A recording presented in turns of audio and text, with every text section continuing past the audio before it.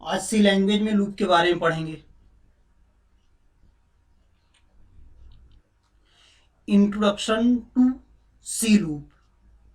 सी language में loop भी important होते हैं क्योंकि लूप के द्वारा बहुत सारे काम किए जा सकते हैं। फॉर एग्जाम्पल, लूप का यूज एरे में सबसे ज़्यादा किया जाता है। अगर हम किसी स्टेटमेंट को एक से ज़्यादा बार प्रिंट करना चाहते हैं तो लूप का यूज कर सकते हैं और एक से ज़्यादा स्टेटमेंट प्रिंट कर सकते हैं। सी लैंग्वेज में हमें तीन प्रकार की लूप प्रोवाइड की गई है जो हम नीचे देखेंगे। While loop, do while loop, for loop. While loop. C language में वाइल लूप एक सिंपल लूप होता है। यह लूप तब चलता है जब कंडीशन ट्रू होती है और तब तक कोड भी एग्जीक्यूट होता है जब तक कंडीशन ट्रू रहती है। कंडीशन फॉल्स होने पर यह लूप टर्मिनेट हो जाता है। इसका एग्जांपल है int num equal to one. Num की वैल्यू वन है। नम लेस देन और इक्वल टू 10। नंबर की वैल्यू जब तक लेस देन और इक्वल टू 10 रहेगी तब तक ये कंडीशन चलेगी और हर बार एक इंक्रीमेंट होता रहेगा। तो यहाँ पे प्रिंट है लूप नंबर। यहाँ पे हम नंबर की वैल्यू प्रिंट करा रहे हैं। इसके बाद नंबर की वैल्यू एक थी तो उसके बाद हम नम को इंक्रीमेंट कर रहे हैं। इसके बाद नंबर की वैल्यू जब सेकंड बार चलेगा तो नंबर की वैल्यू 2 हो जाएगी। फिर से कंडीशन चेक करेगा। अगर कंडीशन ट्रू है तो उसकी वैल्यू 2 प्रिंट होगी। 3, 4, 5, 6, 10, 6, 7, 8, 9, 10 तक। जब इसकी वैल्यू 11 हो जाएगी तो ये कंडीशन फॉल्स हो जाएगी तो लूप बाहर आ जाएगा। नोट देखते हैं, अगर कंडीशन स्टार्ट से ही फॉल्स हो जाती है तो कंपाइलर लूप के अंदर नहीं जाता, यानी लूप को स्किप कर देता है। अगर कंडीशन पहले ही फॉल्स हो जाती है तो ये इसके अंदर नहीं जाएगा। जो भी स्टेटमेंट लिखा हुआ है वो प्रिंट नहीं करेगा, लूप से बाहर आ जाएगा। ये इसका आउटपुट फर्स्ट में 1, 2, 3, 4, 5, 6, 7, 8, 9, 10।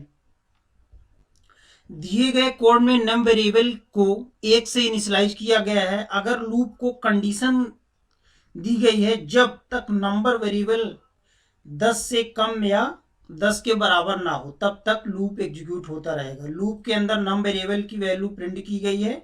इसके बाद नम वेरिएबल को इंक्रीमेंट किया गया है। यह प्रोग्राम ऊपर दिया गया आउटपुट जनरेट करता है। ये वेरिएबल को इंक्रीमेंट किया जाए तो कंडीशन कभी फॉल्स नहीं होगी। ऐसे में लूप इनफाइनाइट टाइम तक चलता जाएगा, कभी ब्रेक नहीं हो सकता। Do while loop. Do while loop भी वाइल लूप की तरह होता है, लेकिन इस लूप में एक बार स्टेटमेंट एग्जीक्यूट हो जाता है उसके बाद कंडीशन चेक होती है। पहले एक बार लूप एग्जीक्यूट होगा, उसके बाद कंडीशन चेक होगी। अगर कंडीशन ट्रू होती है तो दोबारा लूप चलता है, नहीं तो लूप टर्मिनेट हो जाता है।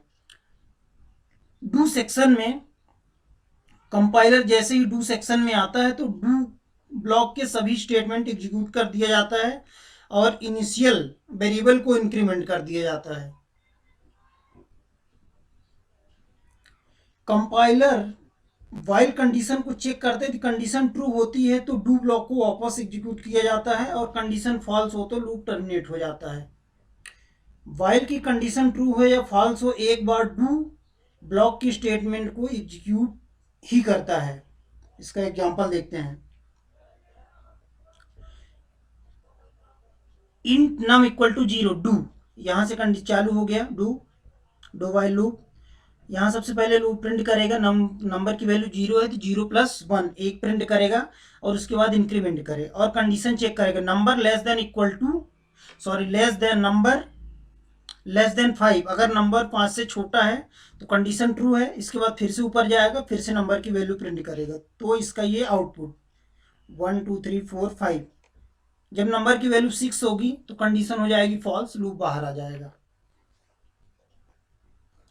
सी लैंग्वेज में फॉर लूप बहुत ज़्यादा यूज किया जाता है क्योंकि ये लूप बहुत ही आसान होता है। अगर ये सिंगल स्टेटमेंट में डिफाइन किया जाता है, इस लूप में 3 कंडीशन यूज किए जाते हैं। पहला इनिशियलाइजेशन, दूसरा कंडीशन और तीसरा इंक्रीमेंट। यह कंडीशन यूज किए जाते हैं। अब नीचे दिए गए एग्जाम्पल को देखते हैं।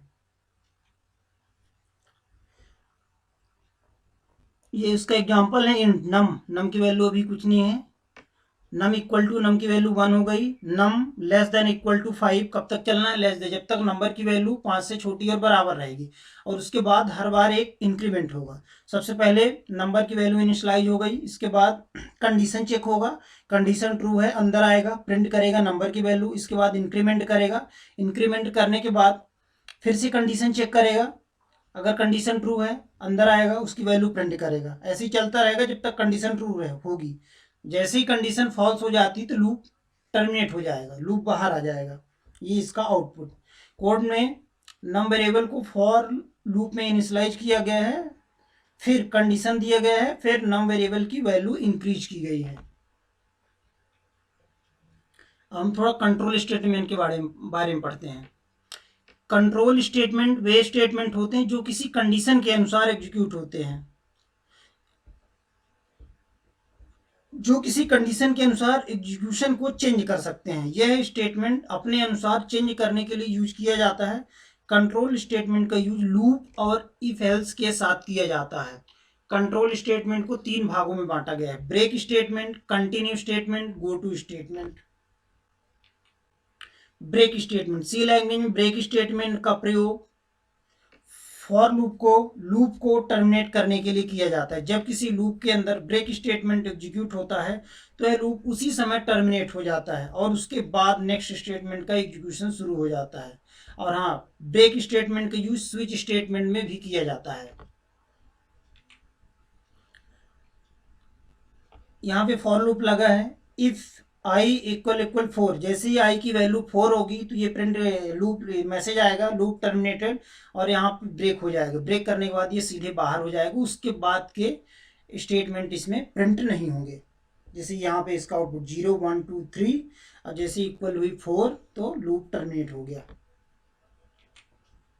कंटिन्यू स्टेटमेंट, कंटिन्यू स्टेटमेंट का यूज लूप के इटरेशन को स्किप करने के लिए किया जाता है।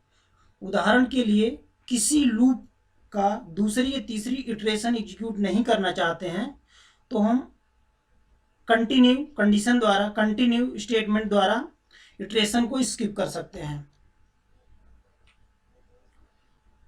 जैसे यहाँ पे इफ आई इक्वल 4, अगर आई की वैल्यू 4 होती है तो हम इसे प्रिंट नहीं करेंगे, इसको फिर से कंटिन्यू, इसको स्किप कर देंगे, प्रिंट नहीं करना है, इसको स्किप कर देंगे। अब बाकी सारे यहाँ पे देखिए, इसका आउटपुट 0 1 2 3 4 जैसे है तो उसको स्किप कर दिया गया है, उसके बाद ये मैसेज दिया गया है।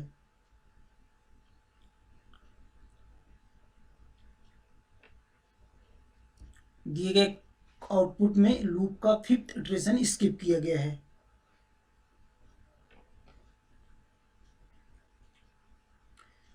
Go to statement, C language में गो टू स्टेटमेंट का यूज एक जगह से दूसरी जगह जंप करने के लिए किया जाता है, लेकिन इसके लिए एक लेवल डिफाइन करना पड़ता है, तभी हम गो टू स्टेटमेंट का यूज कर सकते हैं। इसका एग्जांपल देखते हैं। Go to start print num1 num2 num3, print F enter first number enter करा लें तीनों में, first number second third, first number second number, 2 number variable की इनपुट लेने के लिए जो तीसरा नंबर है उसको हम सम करेंगे, और सम करने num1 प्लस num2 दोनों को ऐड करके num3 वेरिएबल में प्रिंट करा लेंगे। यहाँ पे num की वैल्यू प्रिंट होगी। और अगर हम इसको फिर स्टार्ट यहाँ पे लिखा है, स्टार्ट जैसे लिखेंगे तो ये फिर से यहाँ पे फिर से एग्जीक्यूट होने लगेगा। ये इसका आउटपुट।